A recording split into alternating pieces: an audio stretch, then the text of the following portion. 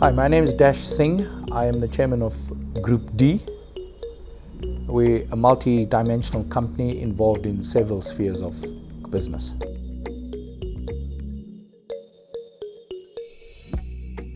My background, I think early life, I was brought up in a typical lower to middle class Indian family of the 1970s and 80s. My mum was a school teacher. My dad passed away when I was 5.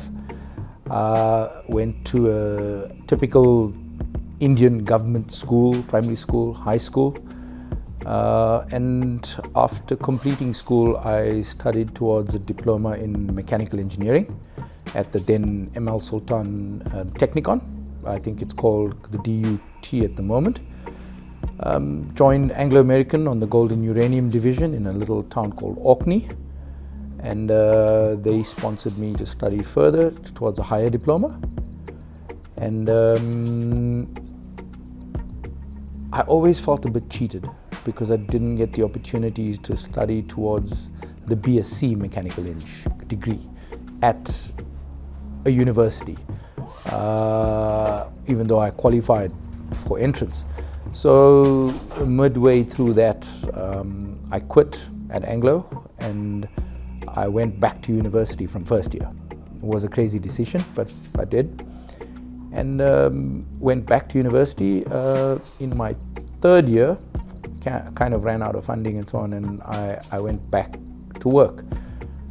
I joined SA Breweries in the engineering asset management division there, worked at the brewery for a few years, and then came arguably the craziest year of my life. I struck a deal with my then manager, and he allowed me to attend campus. So for a year, I was a full-time engineering student at Natal University, the final year, and I was a full-time manager in SAB. It was the craziest year of my life. You learn to survive on 3 to 4 hours of sleep a night, and completed my degree. And then in terms of formal education, I studied a bit further towards a postgraduate qualification in business management. And yeah, that's early life in education.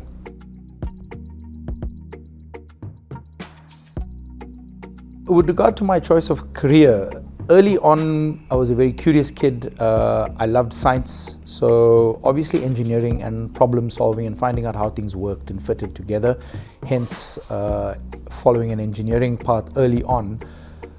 But I quickly realized that at my core I'm an entrepreneur. And I want to find solutions to problems on a larger scale, and I want to merge people and opportunities and to find how to leverage a margin in doing that. So the entrepreneurial spirit in me came up, and so I headed off into the business world.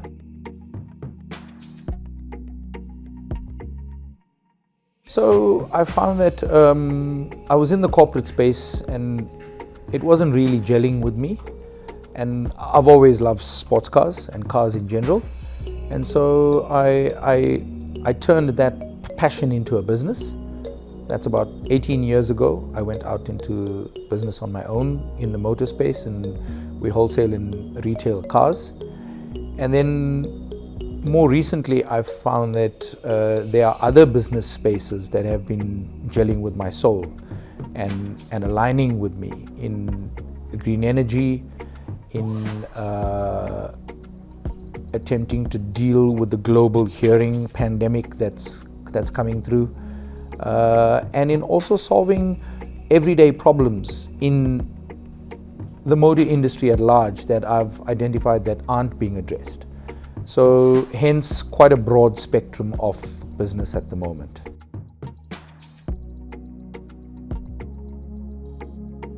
My leadership style has certainly evolved. I think in the beginning I was typical corporate, old style corporate. I was quite one-dimensional, I think, and the plan I had for the team was the plan. These days it's evolved. I've become quite a bit more participatory, and I believe everybody has got something to add. And then also I've found that leading with why more recently, I find leading with why has become amazing, because the minute I get somebody and hire people or align myself with people and opportunities that align with my why, they become self-motivating because their why is my why. And the synergy is amazing. Synergy is one of my favorite words. So it becomes amazing, it becomes easy to lead, actually, because we're all in alignment.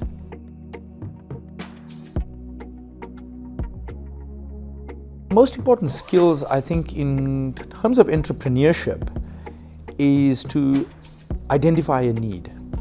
Identify a need and then find a way to meet that need or to solve the gap that A, adds value to all stakeholders, but B, is in alignment with me, my soul, and the universe. And that skill I'm finding, and again in keeping with the earlier point about the why, I'm finding if I can align with people that are on a similar journey and people that align with those values and those outcomes, hugely important and is working for me as one of my most important skills at the moment.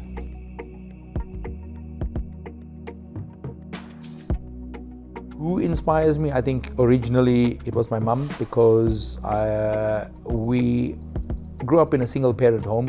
So she was mother, father, bank manager, cricket coach, taxi driver, educator, mentor, and everything. So her overcoming all the challenges that faced her at that time was hugely inspiring, and to grow us up.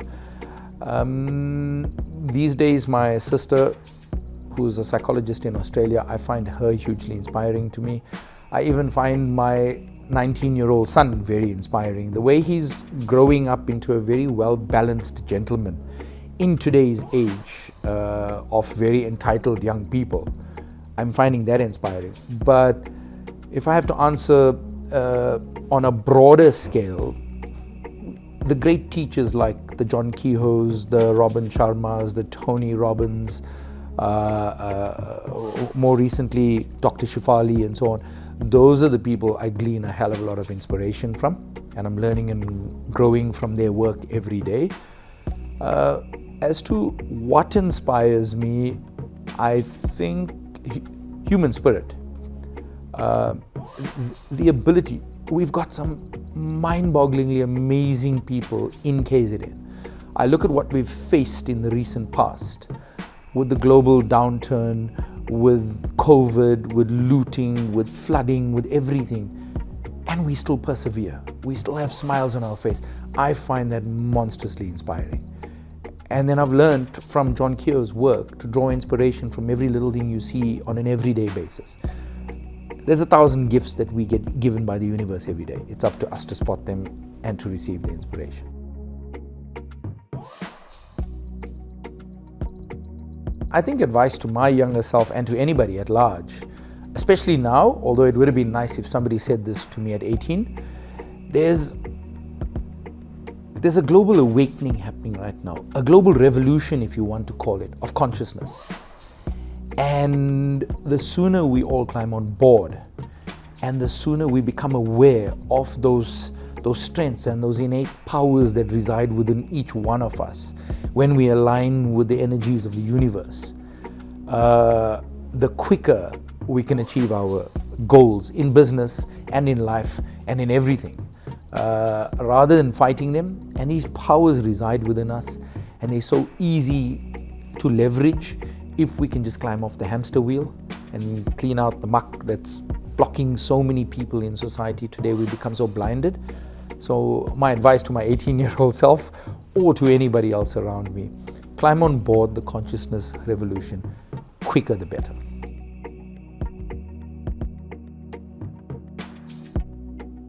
What I do to disconnect and relax, I think, starts first thing in the morning. I do my mind power exercises, I do meditation every morning, and so on and so on. But on a more casual level, I watch car shows on TV, anything related to cars, anything related to football and consciousness. And then as often as I can, I go away on spiritual retreats to just realign myself, reprogram the mind, relax, recharge. I'm finding exercise is now becoming an important part of my life, so go to the gym, walk the dog. Sea energy is important, and we are blessed living along the coast, so spend as much time on the coast, sitting on the shore, watching the sea, absorbing sea energy. So there's various ways in which I uncouple from everyday life.